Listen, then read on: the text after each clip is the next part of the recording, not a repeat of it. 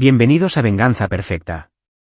Por favor, denle me gusta a este vídeo y suscríbanse a Storytales. Espero que disfruten la historia. Empecemos. El teléfono sonó mientras Pablo Marín estaba a medio camino de reemplazar una viga de soporte podrida. Se quitó los guantes de trabajo y revisó la pantalla. Número desconocido, código de área local. Dejó que sonara 2 veces más antes de contestar. Sí. ¿Es usted Pablo Marín?, preguntó una voz de mujer. Soy yo. Y estoy cansado. Soy la agente Martínez, de la Comisaría Municipal de Toluca. Necesitamos que venga a la comisaría. El agarre de Pablo se tensó en el teléfono. ¿Para qué? Encontramos a su sobrino, señor Marín. Dice que se llama Javier Marín. Tiene 6 años. Necesitamos que venga a recogerlo. La viga que Pablo había estado sosteniendo se deslizó de su otra mano y se estrelló contra el suelo de hormigón. Su equipo miró, pero él les hizo un gesto para que no se preocuparan y salió al frío aire de noviembre. Tiene a la persona equivocada, dijo Pablo. Su voz sonó plana, controlada. Mi hermano no tuvo un hijo. ¿Es usted el hermano de Arturo Marín? Lo era. Murió hace 5 años. Estamos al tanto de eso, señor Marín. Pero según nuestros registros, la madre del niño es Carla Marín. La viuda de su hermano. Pablo dejó de caminar. ¿Carla? No había oído ese nombre en años. Después del funeral, después de que ella recogiera el dinero que hubiera, se había desvanecido. Ni llamadas, ni dirección de reenvío. Nada.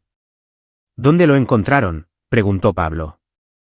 En la autopista México-Toluca, a unas 3 millas de la ciudad. Caminando solo. Tenía el nombre de su hermano y dijo que necesitaba encontrar a su tío Pablo. Pablo cerró los ojos. Estaré allí en 20 minutos. Condujo su camioneta más rápido de lo que debería, con la mandíbula apretada y la mente a toda velocidad. Arturo llevaba muerto 5 años. Un accidente de coche en una carretera mojada, volviendo a casa de una obra a 2 municipios de distancia. Lo habían enterrado un jueves.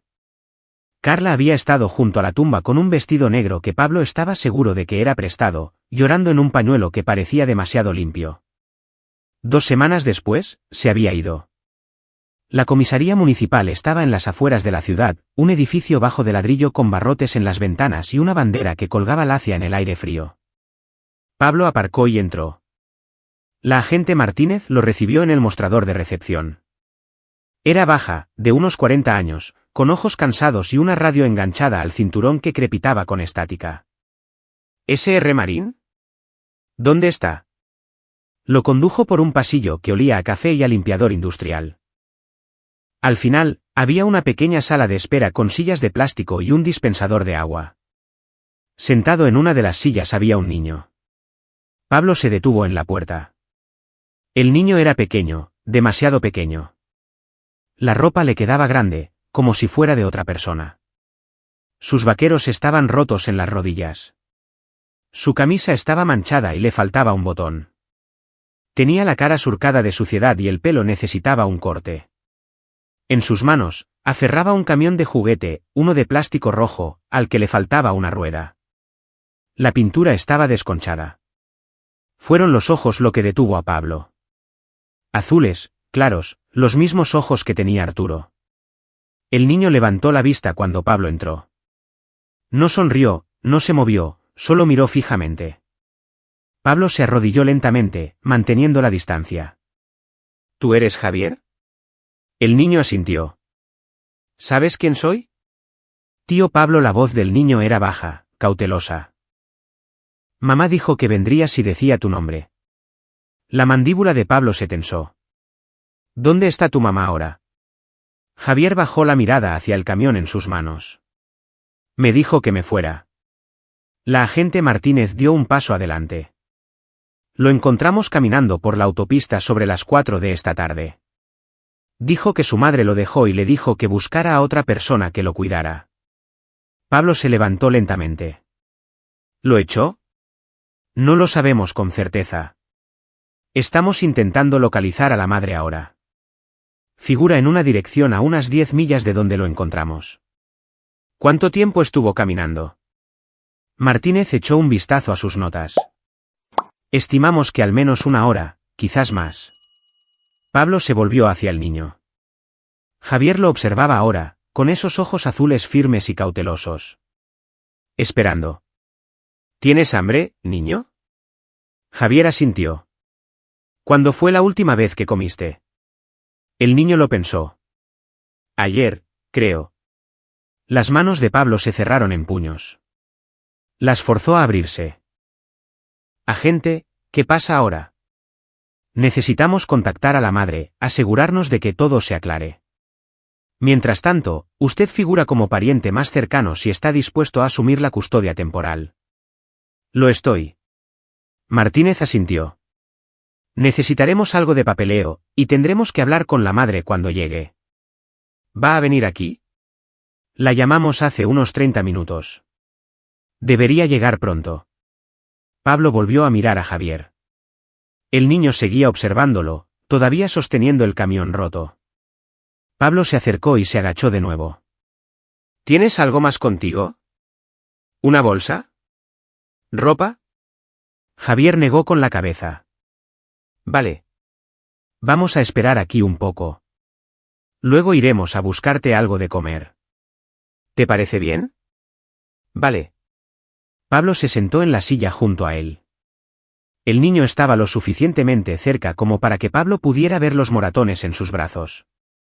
Pequeños, viejos, algunos amarillentos en los bordes. Tenía las manos sucias, las uñas mordidas hasta la carne. Se sentaron en silencio durante casi 2 horas. Carla llegó justo después de las 7. Pablo la oyó antes de verla. ¿Dónde está? ¿Dónde está mi hijo? La agente Martínez la recibió en el pasillo. Pablo se levantó, situándose entre Javier y la puerta. El niño no se movió de su silla. Carla irrumpió en la habitación un momento después. Parecía más vieja de lo que Pablo recordaba. Más delgada. Llevaba el pelo recogido en un moño desordenado, el maquillaje corrido. Llevaba una camiseta de tirantes a pesar del frío y sus vaqueros tenían un agujero en una rodilla. Cuando vio a Javier, se abalanzó hacia él. Cariño, ¿estás bien? ¿Te hicieron daño? Pablo se interpuso en su camino. No te acerques. Los ojos de Carla se clavaron en él. Quítate de mi camino, Pablo. Es mi hijo. Estaba caminando por la autopista, Carla. ¿Solo? Se escapó. A veces lo hace. Los niños hacen eso. Los niños de 6 años no caminan 3 millas por elección. Tú no sabes lo que hace. No lo conoces en absoluto. Intentó apartar a Pablo, pero él no se movió. Quítate de mi puto camino. La agente Martínez se interpuso entre ellos. Señora Marín, por favor, retroceda. Es mi hijo. Lo entendemos. Pero ahora mismo, necesitamos hacerle algunas preguntas. La respiración de Carla era agitada. De cerca, Pablo podía olerlo. Alcohol. Algo más también. Químico. ¿Dulce? Estás drogada, dijo Pablo. No lo estoy. Mientes. Mírame y dime que estás sobria. Carla se dirigió a Martínez en su lugar. Siempre ha sido así. Siempre creyó que era mejor que nosotros. Mejor que Arturo. Siempre mirándome por encima del hombro. La voz de Pablo se mantuvo nivelada. ¿Dónde estabas cuando Javier caminaba por la autopista? Estaba en casa. Entonces, ¿por qué estaba él ahí fuera? Te lo he dicho. Se escapó. ¿No lo buscaste?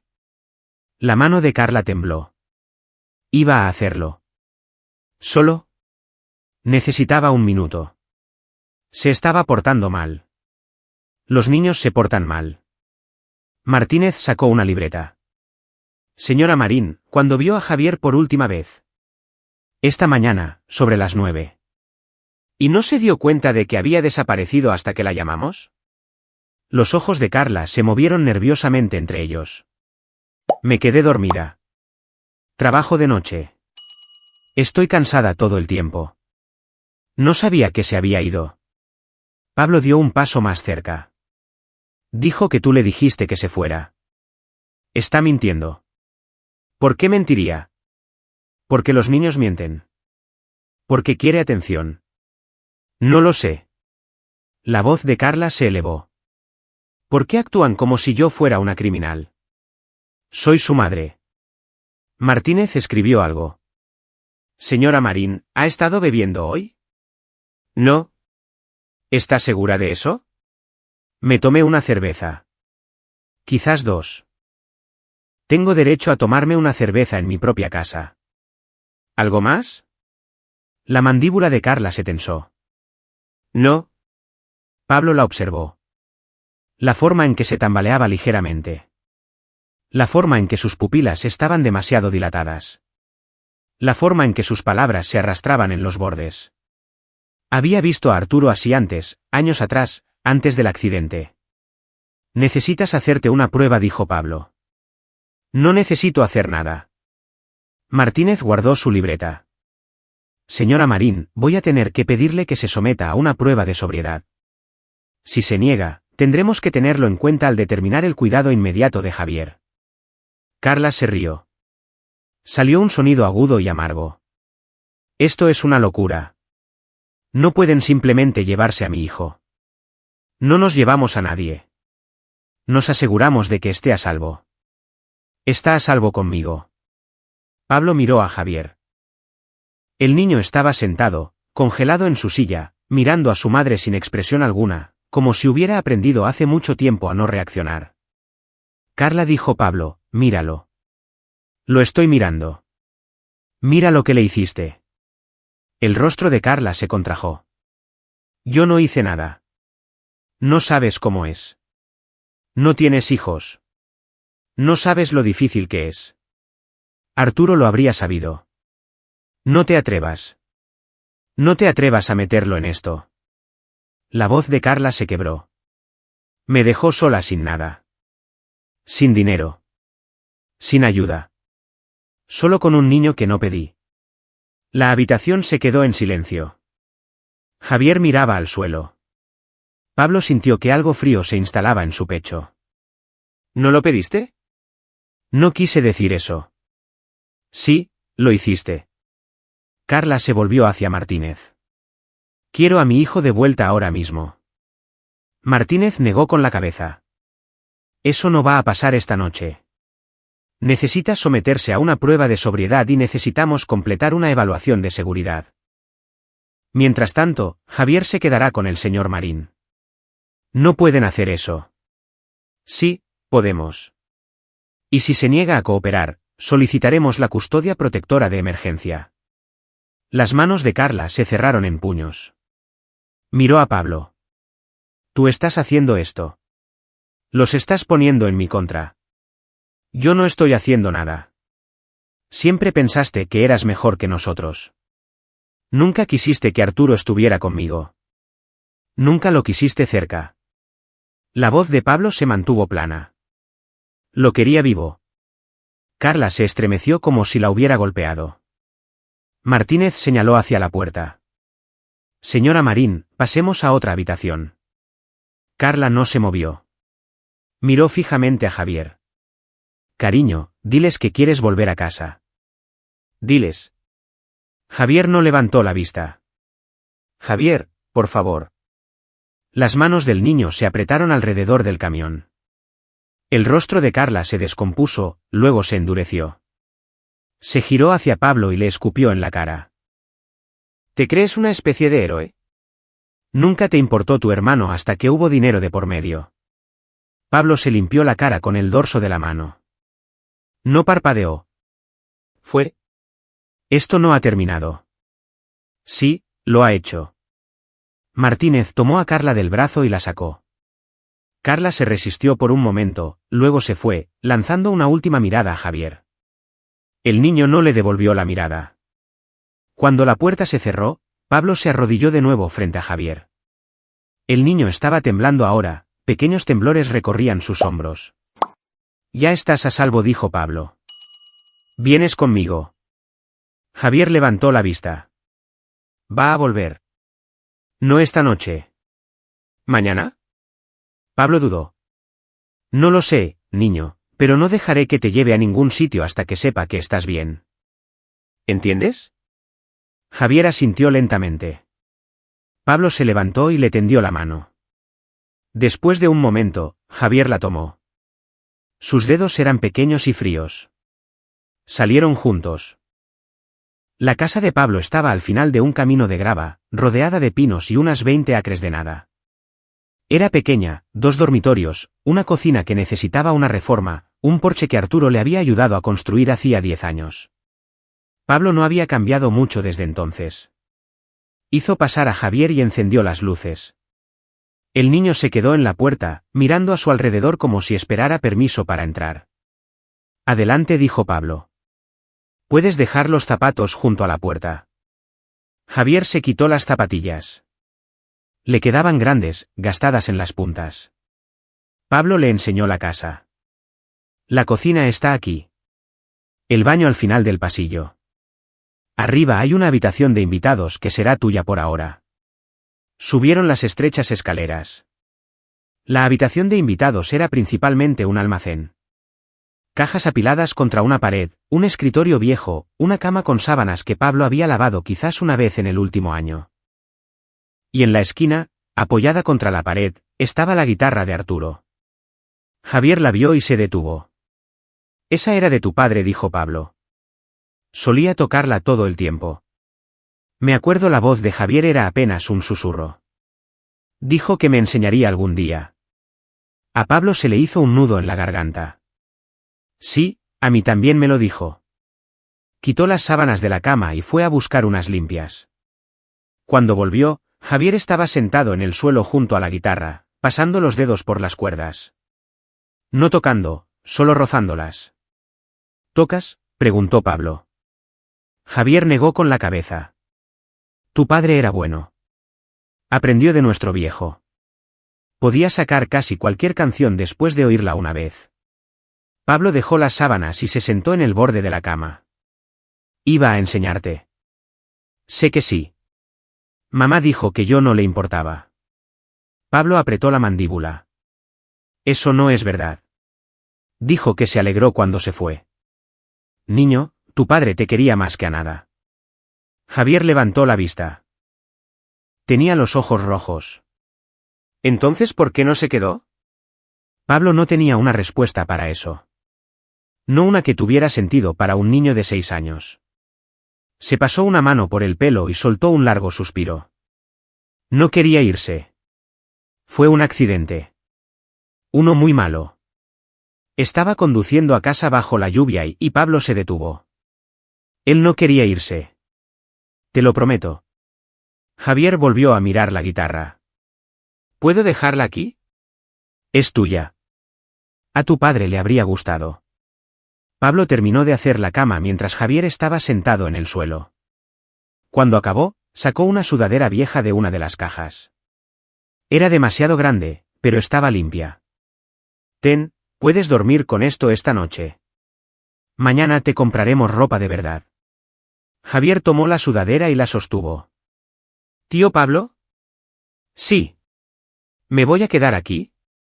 Pablo se agachó para mirarlo a los ojos. Por esta noche, sí.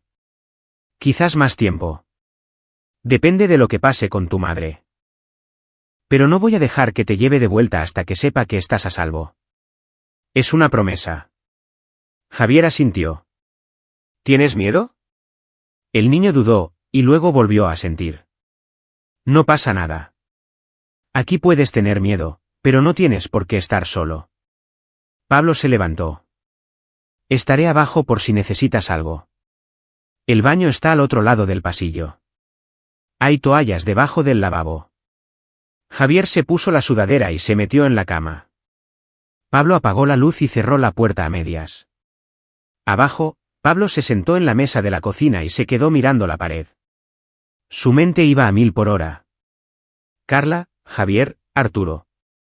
5 años de silencio, y ahora esto. Se levantó y fue al armario del pasillo.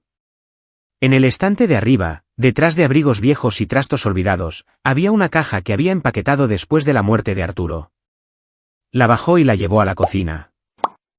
Dentro había documentos, papeles de la funeraria, el certificado de defunción, formularios del seguro, facturas médicas y, en el fondo, un sobremanila con el nombre de Arturo.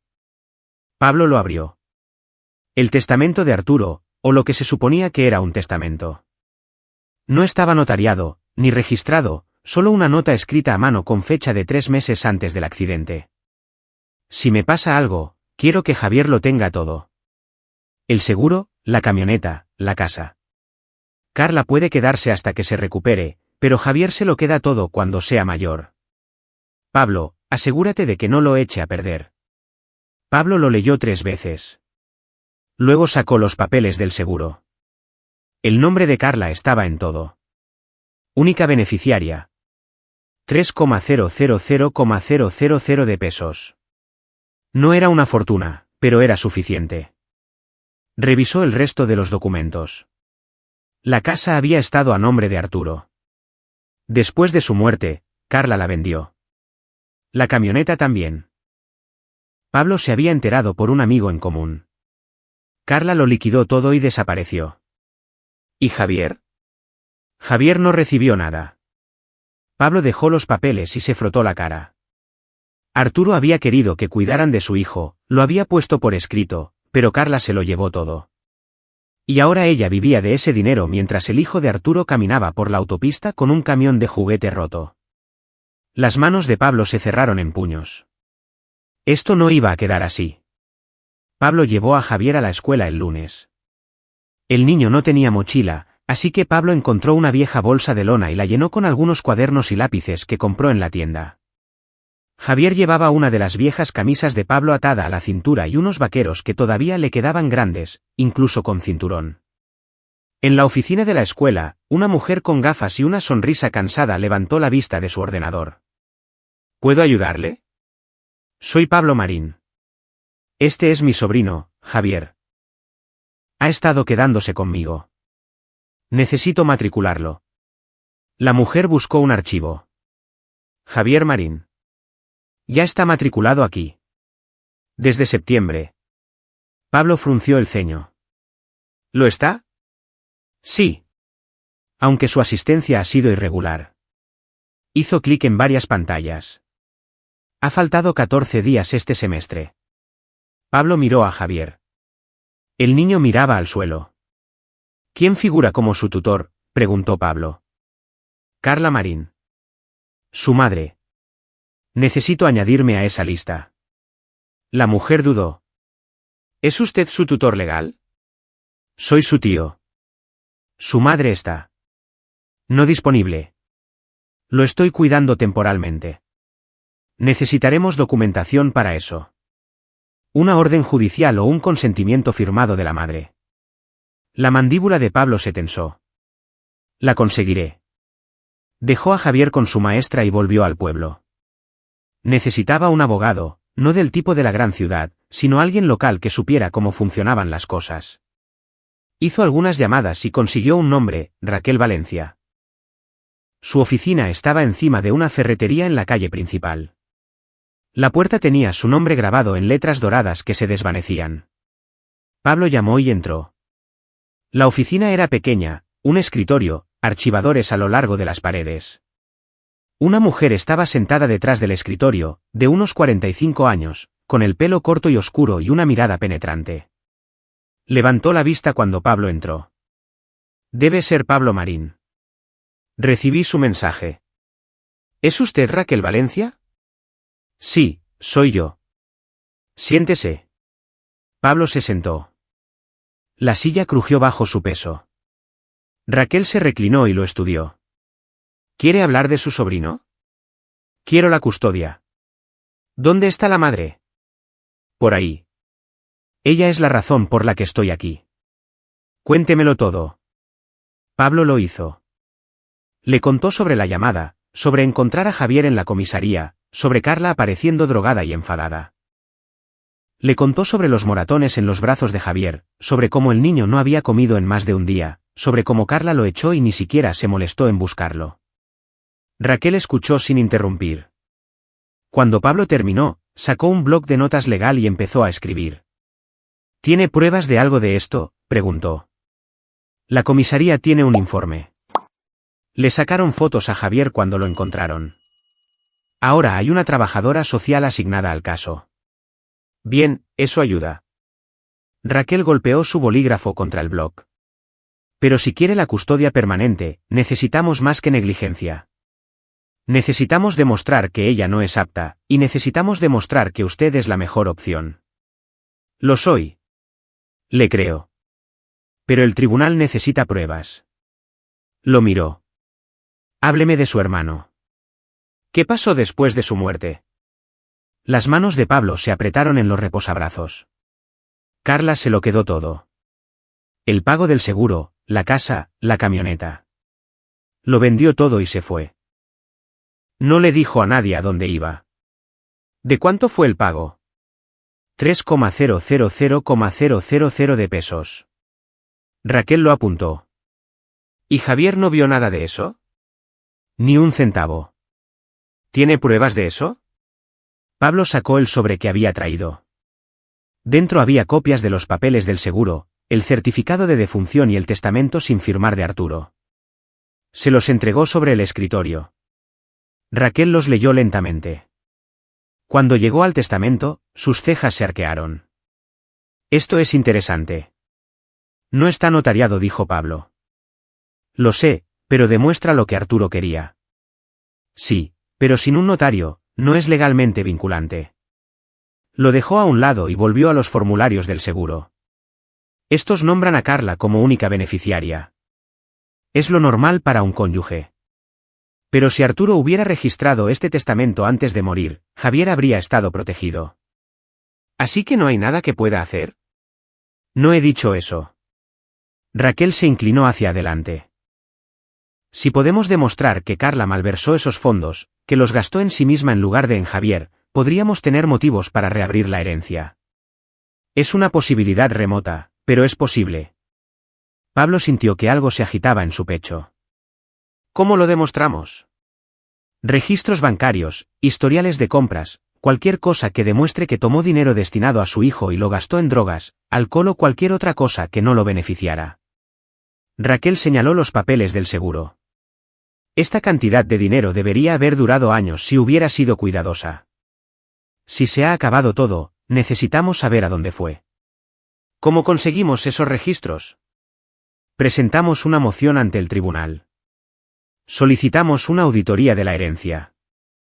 Si el juez está de acuerdo, ordenarán la presentación de sus registros financieros. Raquel dejó su bolígrafo. Pero necesito ser clara con usted, Pablo. Esto se va a poner feo. Carla no se lo va a tomar a la ligera. E incluso si ganamos, llevará tiempo. No me importa cuánto tiempo lleve. ¿Y Javier? ¿Puede cuidar de él mientras esto se resuelve? Pablo no dudó. Sí. Raquel lo estudió durante un largo momento. Luego asintió. Vale. Hagámoslo. Pasaron la siguiente hora revisando el papeleo. Raquel solicitó la custodia temporal de emergencia, citando negligencia y abandono. También presentó una moción para reabrir la herencia de Arturo, solicitando una auditoría completa de cómo Carla gastó el dinero del seguro. Cuando Pablo se fue, ya era tarde. Recogió a Javier de la escuela y lo llevó a comprarle ropa de verdad, vaqueros que le quedaran bien, camisas, una chaqueta, zapatos que no se estuvieran deshaciendo. Javier no dijo mucho, pero cuando Pablo le entregó una mochila nueva, el niño sonrió. Fue una sonrisa pequeña, apenas perceptible, pero fue la primera vez que Pablo la vio. Esa noche, Pablo preparó la cena. Espaguetis con salsa de bote. Nada especial. Javier comió como si nunca hubiera visto comida. Pablo lo observó y sintió esa fría ira asentarse más profundamente en su pecho. Carla había hecho esto. Carla se lo había llevado todo y había dejado al hijo de Arturo sin nada. Ya no más. La primera audiencia se fijó para 2 semanas después. En ese tiempo, Carla reapareció. Empezó con llamadas telefónicas. Pablo no contestó. Dejó mensajes de voz. Al principio enfadada, luego suplicante, luego enfadada de nuevo. No puedes alejarlo de mí, Pablo. Soy su madre. Tengo derechos. Pablo borró todos los mensajes. Luego apareció en la casa. Era un sábado por la mañana. Pablo estaba fuera trabajando en la camioneta cuando oyó el ruido de neumáticos en el camino de grava. Levantó la vista y vio el coche de Carla. Se bajó y cerró la puerta de un portazo. ¿Dónde está? Pablo dejó su llave inglesa y se limpió las manos en un trapo. Está dentro. Quiero verlo. No. No puedes detenerme. De hecho, si puedo. Hay una orden judicial. Solo tienes visitas supervisadas. Y te saltaste la última. La cara de Carla se sonrojó. Estaba enferma. Estabas drogada. No sabes eso. Pablo caminó hacia ella. Lento, firme. Sí, lo sé. Y también todos los demás. Los servicios sociales. El juez. Tu propio abogado. La mano de Carla tembló. Quiero a mi hijo de vuelta. Ya no es tuyo. Es mi hijo. No, es el hijo de Arturo. Y tú lo tiraste. Los ojos de Carla se llenaron de lágrimas. No sabes cómo es. No sabes lo difícil que ha sido. No me importa. Yo lo quería. Quería a Arturo. Pablo se detuvo a unos metros de ella. Su voz bajó. Si lo hubieras querido, habrías cuidado de su hijo. Pero no lo hiciste. Te llevaste su dinero y dejaste a Javier sin nada. El rostro de Carla se contrajo. Ese dinero era mío. Yo era su esposa. Y Javier era su hijo. Arturo quería que lo cuidaran a él, no a ti. No puedes probar eso. Sí, puedo. Pablo se cruzó de brazos. Tienes que irte. No me iré sin Javier. Entonces no te irás. Carla se abalanzó sobre él. Pablo le sujetó las muñecas fácilmente. Ella forcejeó, maldiciendo y escupiendo. Pablo la mantuvo a distancia hasta que se agotó. Cuando finalmente se detuvo, estaba sollozando. Por favor, susurró. Por favor. Es todo lo que me queda. Pablo la soltó. Deberías haber pensado en eso antes de echarlo. Carla se tambaleó de vuelta a su coche. Se sentó en el asiento del conductor durante un largo rato, con las manos en el volante, mirando a la nada. Luego arrancó el motor y se fue. Pablo la observó hasta que el coche desapareció por el camino. Luego entró. Javier estaba sentado en la mesa de la cocina comiendo cereales. Levantó la vista cuando Pablo entró. ¿Era mamá? Sí. ¿Me va a llevar de vuelta? No. Javier asintió y volvió a sus cereales.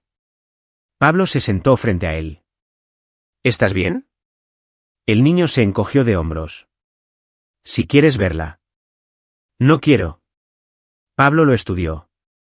La cara de Javier estaba inexpresiva. Demasiado inexpresiva. Como si hubiera aprendido a ocultar lo que sentía hacía mucho tiempo. Vale, dijo Pablo. Pero si cambias de opinión, dímelo. No lo haré. Terminaron de desayunar en silencio. La semana siguiente, Carla cambió de táctica. Empezó a publicar en internet fotos de Javier de hacía años, largos posts sobre cómo Pablo le había robado a su hijo, cómo había manipulado al tribunal, cómo nunca le había importado a Arturo hasta que hubo dinero de por medio. El teléfono de Pablo se llenó de mensajes. Viejos amigos, vecinos, gente con la que no había hablado en años. Lo ignoró todo. Raquel lo llamó una tarde. ¿Has visto lo que está publicando Carla? Sí. Podríamos solicitar una orden de alejamiento. Obligarla a que lo quite. No te molestes. Pablo, esto te está haciendo quedar mal. No me importa cómo quede. Me importa mantener a Javier a salvo. Raquel suspiró. De acuerdo, pero si empeora, avísame. Empeoró. Carla empezó a aparecer en lugares, fuera de la escuela de Javier, en el supermercado, en la gasolinera. Nunca se acercaba a ellos, solo observaba. Pablo vio su coche siguiéndolos un par de veces. Tomó rutas diferentes, aparcó en sitios distintos, se aseguró de que Javier no lo viera. Pero Javier se dio cuenta de todos modos. «Nos está vigilando, ¿verdad?», preguntó una noche. Pablo no mintió. «Sí». «¿Por qué?». «Porque está enfadada y no sabe cómo dejarlo ir». «¿Parará?». Con el tiempo, dijo Pablo, pero en privado, no estaba seguro. Entonces Raquel encontró algo. Llamó a Pablo tarde una noche. «Tengo los resultados de la auditoría de la herencia. Necesito que vengas a mi oficina mañana». Pablo estuvo allí a primera hora de la mañana. Raquel tenía papeles esparcidos por su escritorio, extractos bancarios, recibos, registros de compras. Levantó la vista cuando Pablo entró, y había algo afilado en sus ojos. «Siéntate», dijo. Pablo se sentó. Raquel empujó una pila de papeles hacia él. Carla se gastó todo el pago del seguro en menos de 2 años. 3,000,000 de pesos, desaparecidos. Pablo cogió los papeles y empezó a leer. Bares, casinos, retiradas de efectivo sin explicación, pagos a gente que Pablo no reconocía, alquiler de un apartamento del que la habían desahuciado 2 veces y, al final, una serie de compras a traficantes de drogas conocidos. «Se lo fundió todo», dijo Raquel. «¿Todo?». Y nada de ello fue para Javier. Las manos de Pablo se apretaron sobre los papeles. «¿Y la casa, la camioneta?». «Vendió ambas. Usó el dinero para pagar deudas. No queda nada». Pablo sintió que esa fría ira se convertía en hielo. Arturo quería que Javier lo tuviera todo, y ella se lo gastó todo. «Sí. Y eso es exactamente lo que le vamos a decir al juez». Raquel se reclinó en su silla. «Hay más. Encontré al antiguo compañero de trabajo de Arturo, Tadeo Benítez. Dice que Arturo habló de cambiar su testamento unas semanas antes de morir. Dijo que quería asegurarse de que Javier estuviera protegido». «¿Puede testificar sobre eso?». «Ya ha accedido». Pablo dejó los papeles. «¿Cuál es nuestro siguiente paso?». «Presentamos una moción para reabrir oficialmente la herencia, solicitando que Carla devuelva lo que se llevó, y usamos todo esto para respaldar tu caso de custodia». Los ojos de Raquel eran firmes. «Si hacemos esto bien, Pablo, conseguirás a Javier permanentemente». Pablo asintió. «Entonces hagámoslo bien». La siguiente audiencia se fijó para principios de diciembre. Pablo se puso el único traje que tenía. Javier se sentó a su lado en la sala del tribunal, con ropa nueva que realmente le quedaba bien. Al otro lado del pasillo, Carla estaba sentada con su abogado, un tipo joven con un traje barato que parecía que preferiría estar en cualquier otro lugar. Carla se veía peor que nunca, más delgada, más vieja. Sus manos temblaban cuando las juntó sobre la mesa. La jueza era una mujer llamada Hernández. Llevaba 20 años en el cargo y tenía fama de no tolerar tonterías. Raquel se levantó y presentó su caso. Lo expuso todo: la negligencia, el abandono, el dinero del seguro que Carla se había gastado, los moratones en los brazos de Javier, los días de escuela perdidos, los informes de los maestros. Luego llamó a Tadeo Benítez al estrado. Tadeo era un hombre grande, con el pelo canoso y manos de carpintero. Juró y se sentó. Raquel se acercó a él. «Señor Benítez, ¿cómo conoció a Arturo Marín?». «Trabajamos juntos, en la construcción, unos 6 años». «¿Y Arturo le habló alguna vez de su hijo?». «Todo el tiempo. El niño era su mundo entero». «¿Discutió alguna vez sus planes para el futuro de Javier?». Tadeo asintió. «Sí. Unas semanas antes de morir, me dijo que iba a cambiar su testamento. Dijo que quería asegurarse de que Javier lo recibiera todo si le pasaba algo». «¿Dijo por qué?». Tadeo miró a Carla. Dijo que no confiaba en que Carla hiciera lo correcto por el niño. Dijo que tenía problemas, alcohol, otras cosas. Quería asegurarse de que Javier estuviera protegido. El abogado de Carla se levantó. «Objeción, testimonio de oídas». La jueza Hernández miró a Raquel. ¿Abogada? Su señoría, esto habla de la intención del difunto. Es relevante para la disputa sobre la herencia. Hernández asintió. Lo admito. Continúe. Raquel se volvió hacia Tadeo. ¿Registró Arturo este Nuevo Testamento? No que yo sepa. Dijo que iba a hacerlo, pero entonces. La voz de Tadeo se apagó. Entonces ocurrió el accidente. Gracias, señor Benítez. El abogado de Carla intentó encontrar lagunas en el testimonio de Tadeo, intentó sugerir que mentía o que no recordaba bien, pero Tadeo no se inmutó. Simplemente dijo la verdad, lisa y llanamente. A continuación, Raquel llamó a la maestra de Javier. La señora Barrera era una mujer de unos 50 años con ojos amables y voz firme. Testificó sobre los moratones, el hambre, el miedo, cómo Javier se encogía cuando alguien alzaba la voz, cómo se dormía en clase porque no dormía en casa. ¿Informó de esto a alguien?, preguntó Raquel. Sí. Presenté un informe a los servicios infantiles en septiembre y de nuevo en octubre. ¿Qué pasó? Dijeron que lo investigarían, pero que yo sepa, no se hizo nada. Raquel presentó los informes, sellados y archivados, ignorados. Cuando la señora Barrera bajó del estrado, la jueza Hernández miró a Carla. Señora Marín, ¿tiene algo que decir? Carla se levantó. Su abogado intentó detenerla, pero ella lo apartó. Es mi hijo, dijo. Su voz se quebró. Sé que cometí errores. Sé que no fui perfecta, pero es mío.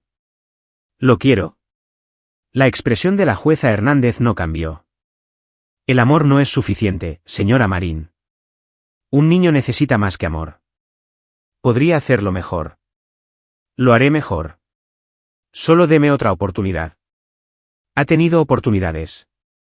Tuvo años. Lo que hizo con esas oportunidades está documentado aquí. Hernández señaló los papeles que tenía delante. Descuidó a su hijo. Gastó el dinero destinado a su futuro en usted misma. Lo abandonó en una autopista. ¿Niega algo de esto? El rostro de Carla se descompuso. Estaba desesperada. No sabía qué más hacer. Podría haber pedido ayuda. ¿Lo hice? Nadie me escuchó. ¿Le pidió ayuda al señor Marín? Los ojos de Carla se dirigieron a Pablo. No. ¿Por qué no? ¿Por qué me odia? La mandíbula de Pablo se tensó, pero no habló. La jueza Hernández se inclinó hacia adelante. Señora Marín, he revisado los registros financieros. He leído los informes. He escuchado el testimonio. Y he tomado mi decisión. Hizo una pausa. La custodia de Javier Marín se concede permanentemente a Pablo Marín. No tendrá contacto no supervisado con el niño. Las visitas supervisadas quedarán a discreción del tribunal. Carla emitió un sonido como de algo rompiéndose. No, por favor. No. Además, continuó Hernández, le ordeno que devuelva una parte de los fondos del seguro a la herencia de Javier. La cantidad exacta será determinada por el tribunal. Y remito su caso a la oficina del fiscal del distrito para su investigación por falsificación y fraude. El abogado de Carla se levantó. Su señoría. Siéntese, abogado. Hernández miró a Pablo. Señor Marín, ahora es el tutor legal de Javier. El tribunal confía en que se tomará sus responsabilidades en serio. Pablo se levantó. Lo haré, su señoría. Bien. Este caso está cerrado. El mazo cayó. Carla gritó. Fue un grito crudo y roto. Su abogado la agarró del brazo, intentando calmarla, pero ella se zafó. Se volvió hacia Javier, extendiendo la mano. Cariño, por favor, diles. Diles que quieres volver a casa. Javier la miró. Su cara estaba inexpresiva. ¿Vacía? Javier, por favor. El niño no se movió, no habló. Carla se desplomó en su silla, sollozando. Pablo puso una mano en el hombro de Javier. Vamos, niño. Vámonos. Salieron juntos. Detrás de ellos, Los sollozos de Carla resonaron en la sala del tribunal. Fuera, Raquel los encontró en las escaleras. Parecía cansada pero satisfecha. Ya está, dijo. Gracias, dijo Pablo. Tú hiciste el trabajo. Yo solo me aseguré de que la jueza lo viera. Se arrodilló al nivel de Javier. ¿Estás bien? Javier asintió. Tienes un buen tío, ¿sabes? Otro asentimiento. Raquel se levantó y estrechó la mano de Pablo. Si necesitas algo más, llámame. Lo haré. Raquel se alejó. Pablo y Javier se quedaron en las escaleras del juzgado. Nevaba ligeramente, suaves copos caían a través del aire frío. ¿Se ha acabado?, preguntó Javier. Pablo lo miró. Sí, se ha acabado. No va a volver. No a menos que tú quieras. Javier lo pensó, luego negó con la cabeza. No quiero. Vale. Caminaron hacia la camioneta. Javier se subió al asiento del pasajero y se abrochó el cinturón. Pablo arrancó el motor y salió del aparcamiento. Al pasar junto al juzgado, Pablo vio a Carla de pie en las escaleras, sola, mirándolos. No miró hacia atrás. 3 semanas después de la audiencia de custodia, Pablo recibió una carta de la oficina del fiscal del distrito. Iban a presentar cargos contra Carla: fraude, falsificación, apropiación indebida de fondos. El juicio se fijó para principios de enero. Pablo no pensaba ir. Ya había dicho todo lo que tenía que decir. Pero Raquel lo llamó la noche anterior. Deberías estar allí, dijo. ¿Por qué? Porque Javier merece verlo hasta el final. Merece ver que lo que ella hizo tiene consecuencias. Pablo lo pensó. No voy a llevarlo a un juicio. No te pido eso. Te pido que vayas, que estés allí para que algún día puedas decirle que se hizo justicia. Pablo accedió. El juzgado estaba abarrotado. Al parecer, la campaña online de Carla había llamado la atención. La gente apareció para mirar. Algunos la apoyaban, otros no. Pablo se sentó al fondo y mantuvo la cabeza baja. Trajeron a Carla con un mono naranja. Parecía pequeña, rota. Vio a Pablo y su rostro se endureció. El fiscal expuso el caso, mostró los documentos falsificados, las firmas falsificadas, el dinero del seguro que Carla se había llevado, la herencia que había liquidado sin el nombre de Javier en un solo papel. El abogado de Carla intentó argumentar que había actuado por dolor, que no sabía lo que hacía, que intentaba sobrevivir. El fiscal destrozó ese argumento. La señora Marín sabía exactamente lo que hacía. Gastó el dinero en sí misma, en drogas, en alcohol, en todo excepto en el niño del que se suponía que debía cuidar. Y cuando ese dinero se acabó, se deshizo de ese niño. El jurado deliberó durante 3 horas. Cuando regresaron, Carla estaba de pie en la mesa de la defensa. Tenía las manos apretadas. Su abogado tenía una mano en su hombro. Nosotros, el jurado, declaramos a la acusada, Carla Marín, culpable de todos los cargos. Las rodillas de Carla flaquearon. Su abogado la sujetó. El juez fijó la sentencia para 2 semanas después. Se llevaron a Carla esposada. Al pasar junto a Pablo, se detuvo. Espero que estés contento, dijo. Pablo la miró. No lo estoy. Entonces, ¿cuál era el sentido? El sentido, dijo Pablo lentamente, era hacer lo que Arturo debería haber hecho hace años. Proteger a su hijo.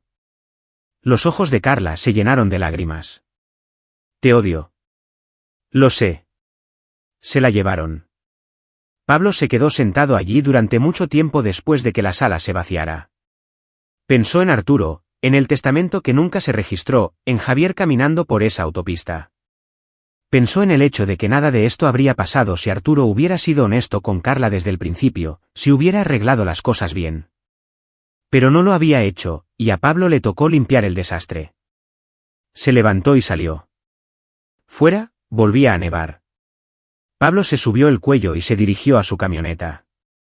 Pasaron las semanas.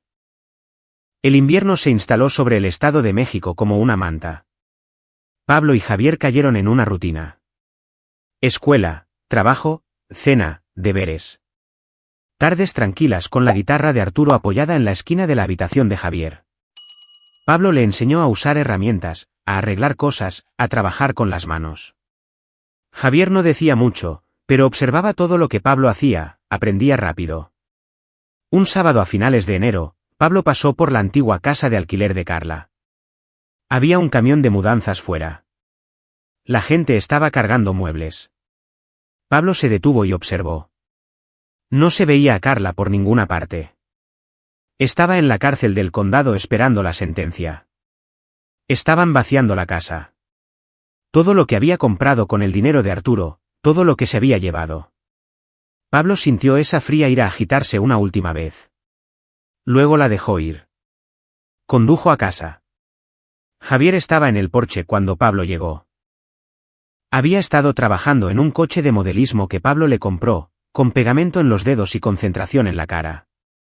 «Hola, niño». Javier levantó la vista. «Hola». Pablo se sentó a su lado. ¿Cómo va? ¿Bien? Ya le puse las ruedas. ¿Bien? Déjame ver. Javier levantó el coche. No era perfecto.